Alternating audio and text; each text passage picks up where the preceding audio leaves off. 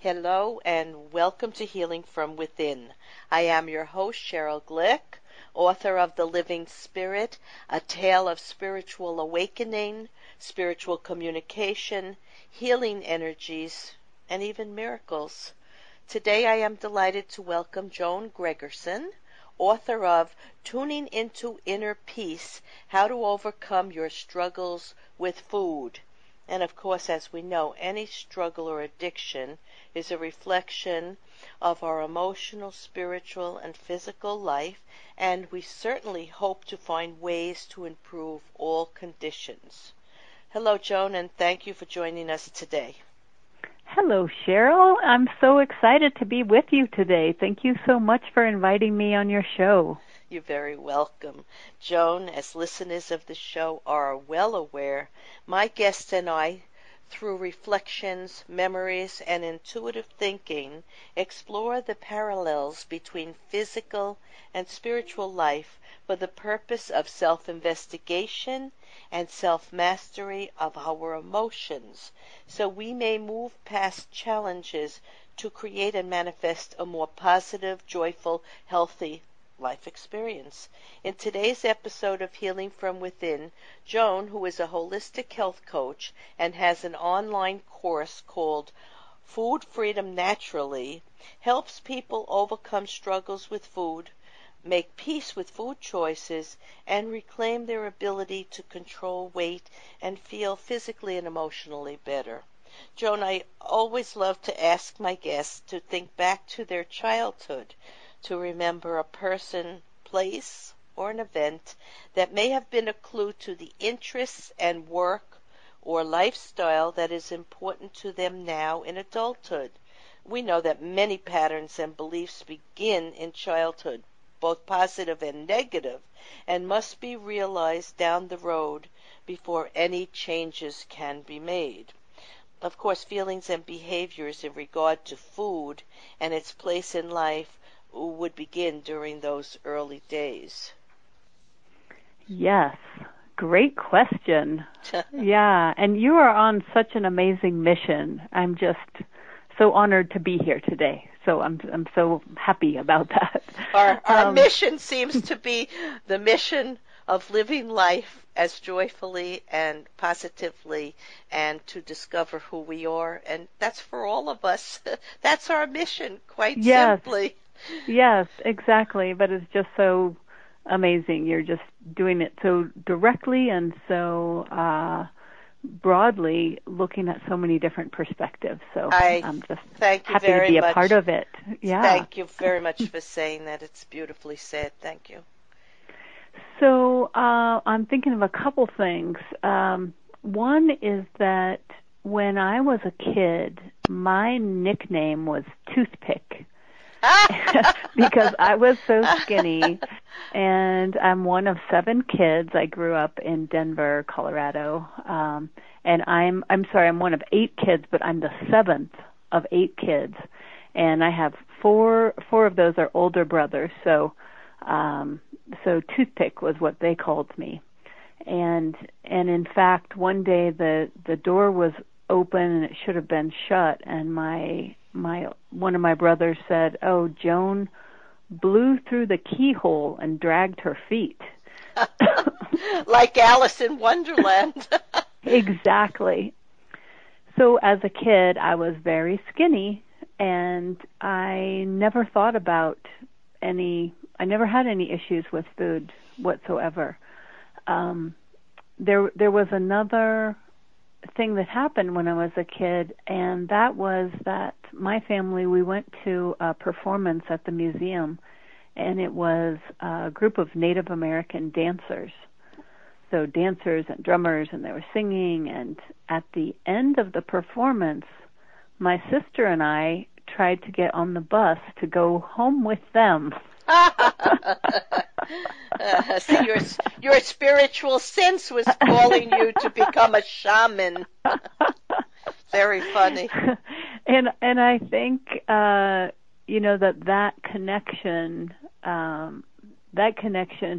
to nature, the reverence for nature. I saw that and I was like, yes, that's that the singing and dancing and spirituality and food and nature was all one thing, right from the way that I saw it right there. But let's go on to, what do you mean by focusing on why we eat? Because I have a story to share with you about that too. So what do you mean by that? Well, here's the thing. When so by the time I was 35, I was 30 pounds overweight, and it was this huge shock.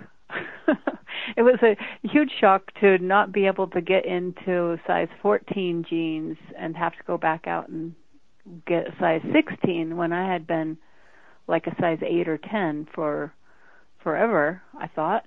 And I thought I was a skinny kid. And then suddenly it felt like suddenly I was this fat lady, and I couldn't reconcile, how this has happened. And so the program that I got into, and most programs out there, they tell you what to eat. So, okay, well, you can eat this and you can't eat that, and write down what you eat, and it's all about what to eat. But what I feel was missing is a focus on how we eat and also why we eat. And I think a good way to understand this would be, so I'm helping people achieve food freedom, but if you were going to help someone achieve financial freedom, you would know that there's going to be more than if somebody says, I want to achieve financial freedom, and you say, okay, well, write down every penny that you spend and then show it to someone.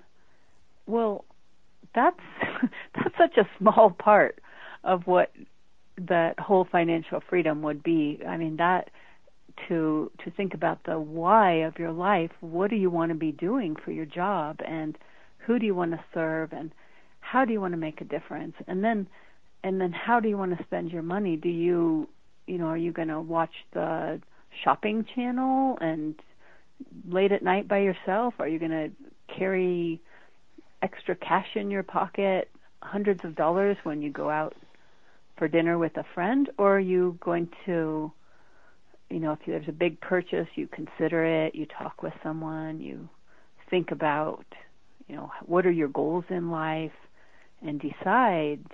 So it's the same thing as that. What you're spending money on, that is the last thing to think about. That is a detail you need to figure out, but it's not what gets you. Yeah, the situation freedom. Here, right? The situation here is in any issue or anything that we see as a problem. Generally, it's not a problem. It's only experience we need so that we can learn something about ourselves. Is leading us to know more about who we are. Exactly. What we are as energy beings, spiritual beings, having this physical life, and any experience we're going to go through has value. It's not random, and there is a purpose to it. Now, the problem is billions of dollars are spent annually on weight loss programs, yet 2 out of 3 Americans are overweight and obese. But as you would just say, most weight programs focus on what to eat when trying to lose weight, but they fail to address the critical component of why we eat and the emotional triggers that can sabotage our weight loss gains. Now, the problem is, yes, we want to be healthy and in a fit and healthy body, and we want to be a weight that makes us comfortable so we can, avoid disease and go through our life as healthy as we can be. But weight is not really the issue here. Exactly. It's a person being happy with who they are and having their goals met. Now, I know I put on, as that very skinny child that I was, I also put on weight in my 30s after I had my children, and it didn't bother me in the least.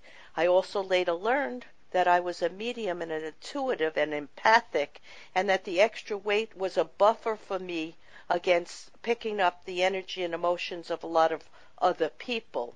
So it served a little bit of a purpose. But I never really met the expectations of other people. I was never interested in what anyone else thought, and I was always happy and beautiful.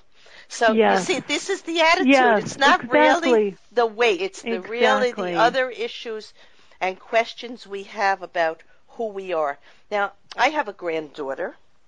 I have four granddaughters, but I have a Wow, you're a granddaughter. lucky woman. Yes, I certainly, and a set of twins there. Oh my And gosh. and I have a granddaughter who's not much interested in food, and she's very, very thin like I was. And when she's with me, she makes every effort to eat, as she knows it makes me happy. Because I say, won't you try this, won't you? And she loves sweets like I used to, but not food. So, and my daughter was also the same way. Now, recently my granddaughter said to me, she just profoundly announced this, only to me, I know we need to eat so we can live. Wow. Now, she's aware of her Yes. energy in creating. She's quite artistic and musical, and very she reflects and observes what's going on. I'm sure she is empathic like me and is picking up a lot of the feelings of other people. At least she's lucky to have me, because when I was a child I didn't have anyone to discuss those things with. Right, right. So How I lovely just to have a guide, a mentor along yes, that path. right. Now also I told her, there have been many studies done on children. They put food on a table. They'll put junk food and they'll put healthy food and vegetables, everything on the pyramid of food. And for the first few days, most children will gravitate toward the junk food. But after a while, their body will require what they need and they will make better choices.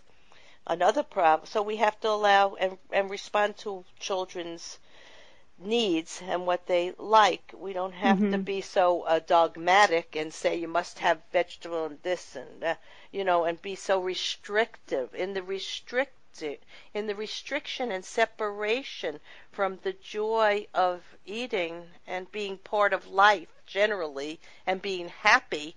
That's where we create the emotional separation and divide. And we don't want to do that as parents or teachers or medical people. So let's go on to thinking about this also. What we believe we must eat has changed over and over again in the medical community over the last 30 or 40 years with so much attention on food. And it's exasperating to know that one day you can eat this and the next day you're told it's a Right. problem. The exact opposite. Yeah. So Right. this is a very complicated business, choosing food and the reasons we do it. And what people need to do, I believe, is to become less judgmental and have greater self-love and greater respect for other people's paths and choices, and not focus so much until a person wants to focus on it themselves. I would say that would be a good approach. Now, Joan, you have been to 22 countries. That's amazing. How did this influence your perspective on food? Because I'm sure you saw all different cultures and attitudes towards food and towards life in general. Yeah, so yeah, I have been very fortunate to spend a lot of time in different countries, and that combined experience firsthand, seeing how people in other countries relate to their food after seeing country after country.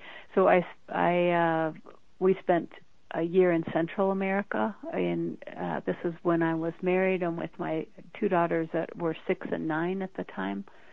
And we would just go to somewhere and find a place to stay for a month or two. So Costa Rica and Honduras, and Guatemala, and Nicaragua,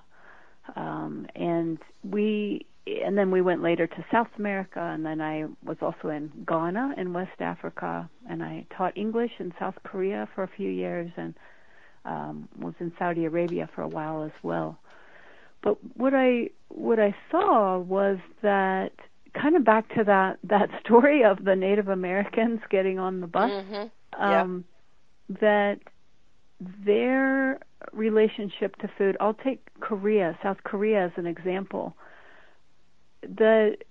people there are eating vegetables and what I would consider to be a super healthy meal pretty much every meal. And kids are eating vegetables and tofu and fish and kimchi, and it's just what they do.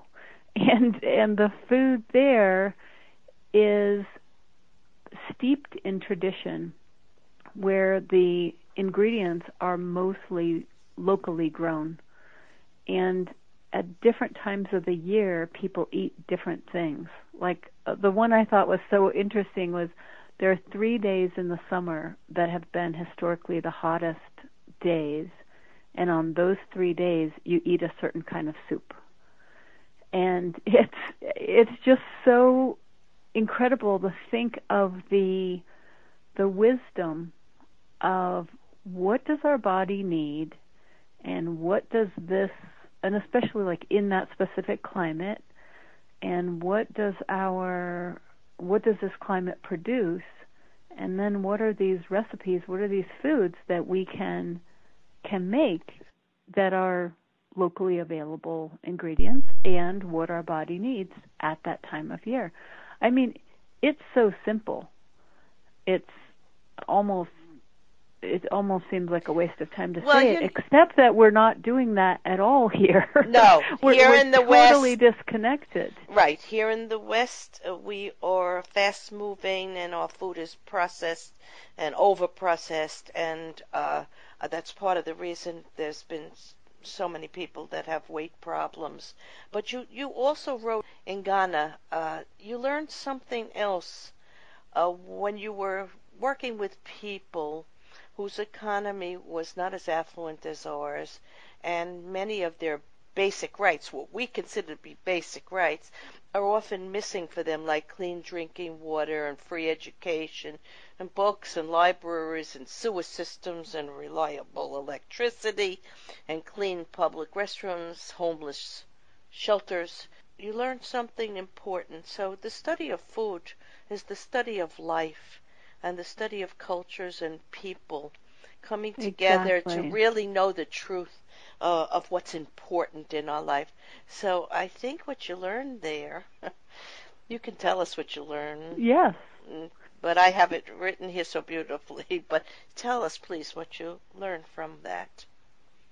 Well, what I learned from that experience was that it doesn't matter all those external things that we have been striving for are really not relevant to whether or not you are able to enjoy your day.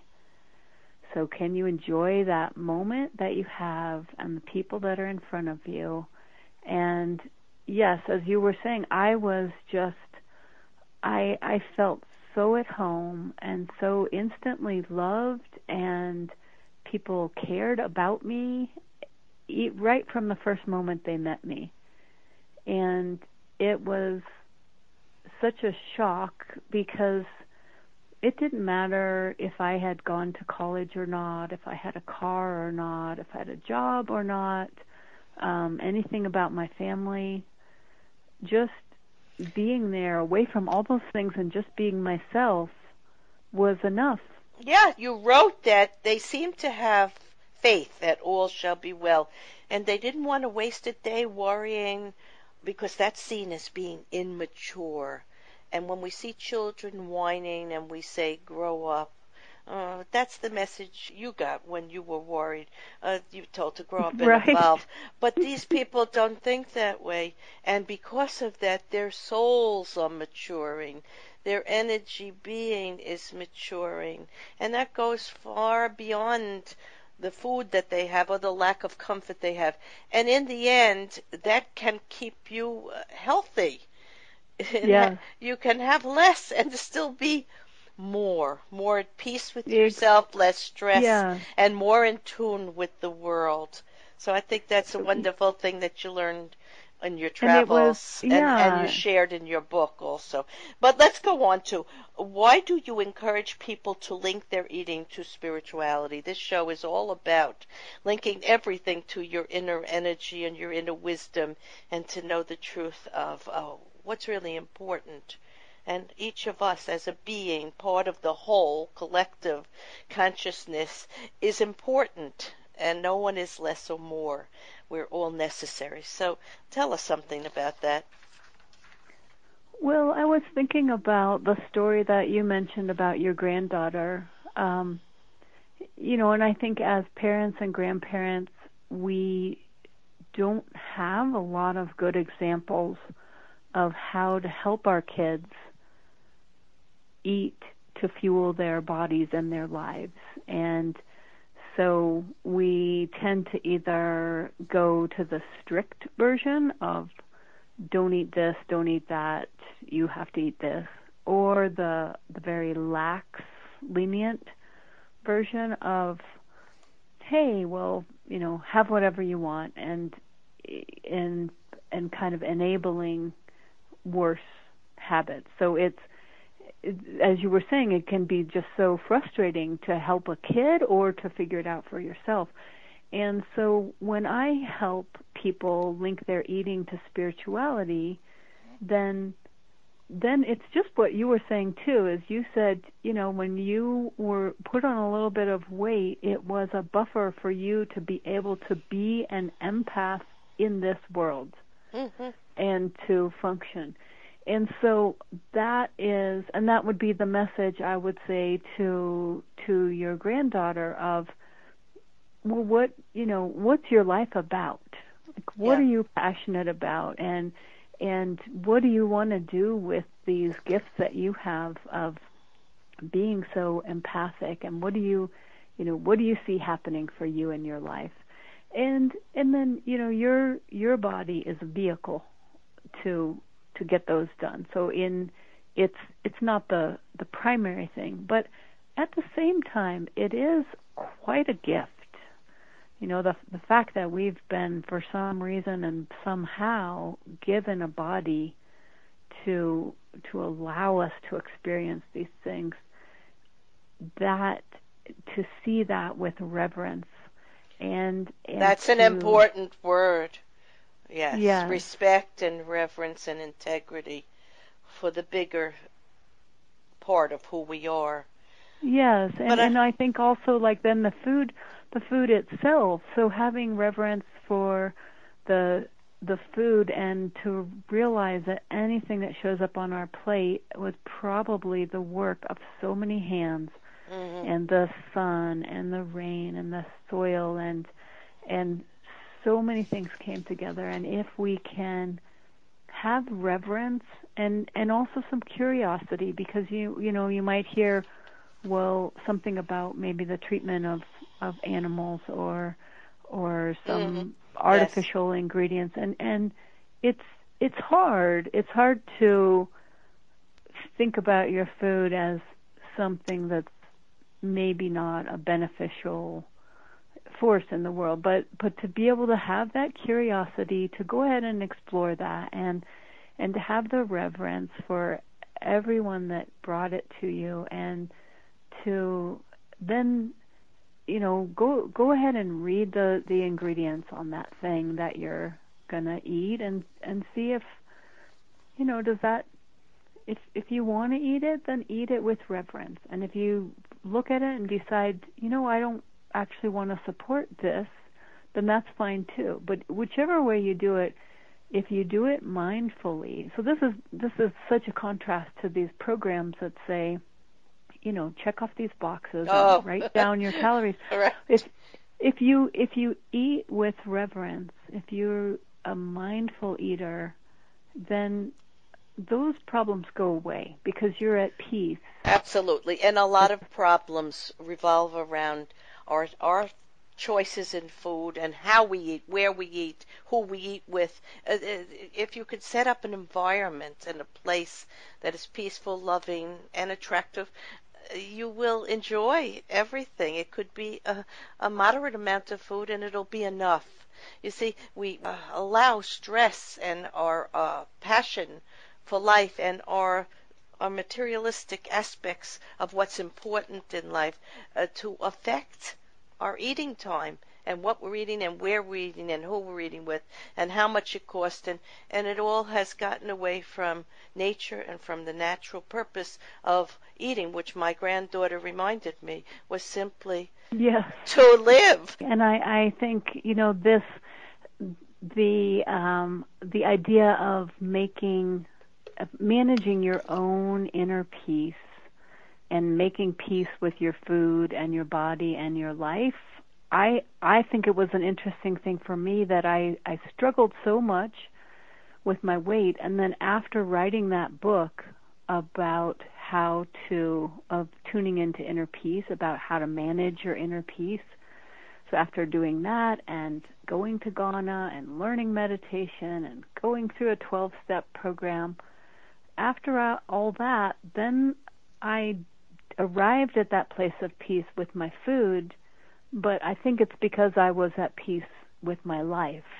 Absolutely, And so that tuning into that we're always doing, where we're conscious of how people are reacting to us, but I think the bigger thing with food is how we're feeling ourselves, and a lot of people ask me, well, what should I eat? And my answer is, how the heck would I know?